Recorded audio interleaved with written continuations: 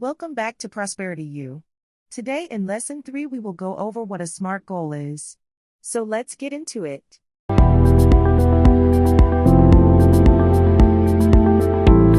Today's lesson will show you how to set clear financial goals that are realistic, attainable, and achievable. You will learn how to break big goals into smaller steps and see an example of a real SMART goal in action. Today you will learn how SMART goals work, how to break big goals into smaller steps, how to choose goals that match your current situation, and how to track your progress so you can stay motivated. So let's get into it. What makes a goal a SMART one? SMART stands for specific, measurable, achievable, relevant, and time-bound.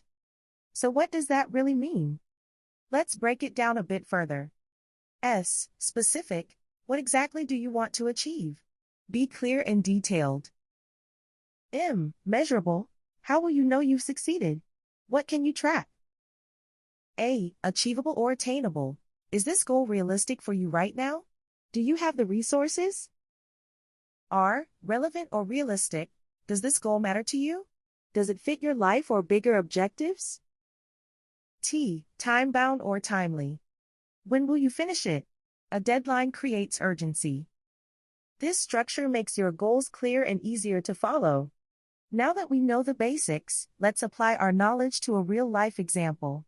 Large goals can feel overwhelming until you break them into smaller, repeatable actions. So let's look at an example of turning a goal into a SMART goal. A vague money goal is I want to save more money. Try this instead. Save $500 for my emergency fund by depositing $50 from each paycheck over the next 5 months to cover unexpected small expenses.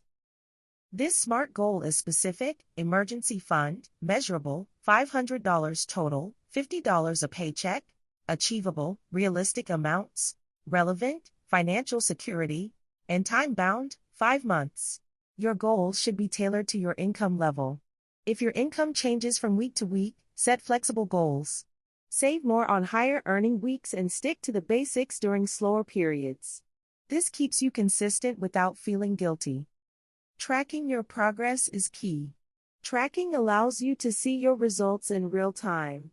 You can review your savings weekly, log your debt payments, or keep a running list of financial wins. This will keep you consistent. So in summary, you learn what SMART stands for and how to set a SMART goal.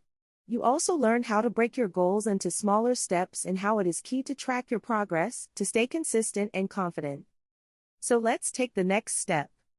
Create a SMART goal within the next 30 days. Let's make one you can really commit yourself to. Thanks for joining us today and see you in the next lesson where we discuss having a prosperity mindset. If you like what you heard, share and subscribe to our channel. Until next time.